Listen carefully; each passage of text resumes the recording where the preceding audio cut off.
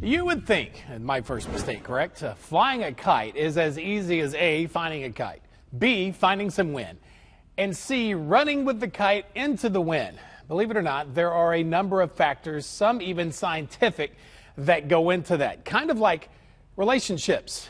It takes a lot of patience, good timing, and a respectable amount of care.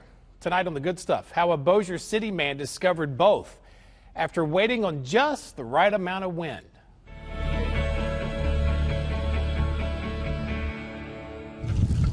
This is one of my favorites, the patriotic kite.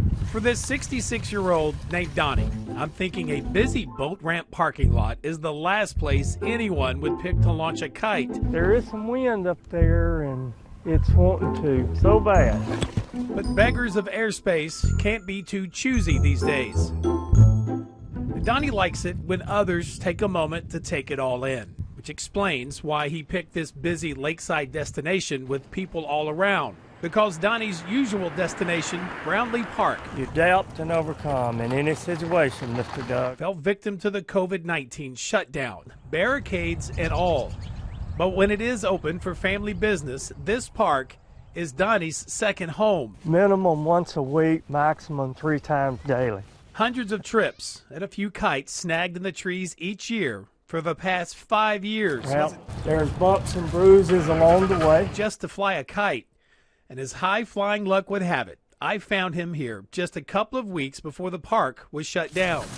Never too wet. Traipsing through high water in his dress shoes. Donnie says the only thing better than flying a kite Bye. is knowing the kids are watching him fly a kite. You see, he and his wife of 36 years, Miss Kay, never had children. Children will make you laugh. They'll make you happy. But kind of like those city barricades, he admits, not every day here has been a happy one. And yes, there are sad days, absolutely, sad moments.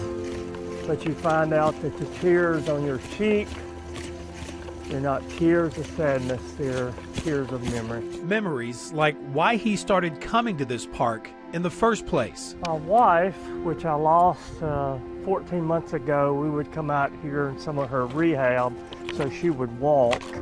And I began picking the hobby up. Miss Kay faced more medical battles in her final few years than many of us would dare to make it through in a lifetime. It's tough. It's tough. Donnie and Miss Kay were faced with what I'll characterize, for the sake of their privacy, some incredibly difficult decisions to make shortly before she passed. Remember, those two had no children, so those decisions came down to Donnie and Miss Kay's family. Now, he'll tell you that his family is a bit scattered, and he always looked at his wife's family as his family. But Donnie will also admit those decisions put a strain on each and every one of them. The situation emotionally and mentally had taken its toll on me.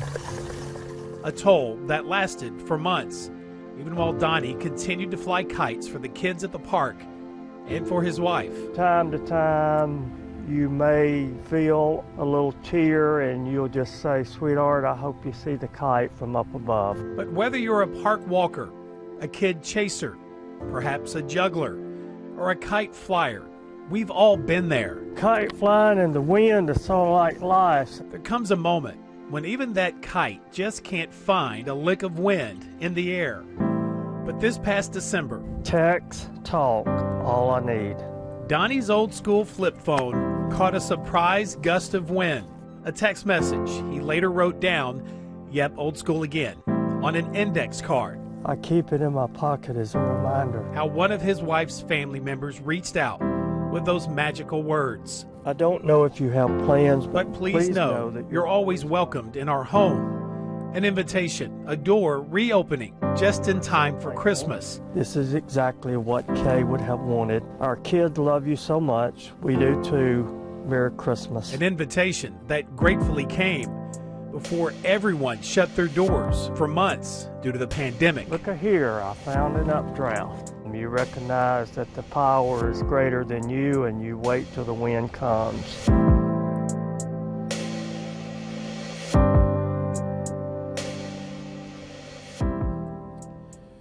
I spoke with Kay's family member who reached out to Donnie. She didn't feel comfortable talking on camera, but she gave her full blessing that Donnie did. Remember, when I first saw Donnie at the park, I thought this might just be a story about a kite a few hundred feet up in the air, not a relationship lost and discovered again, luckily, just before stay-at-home orders pulled generations of families apart for months.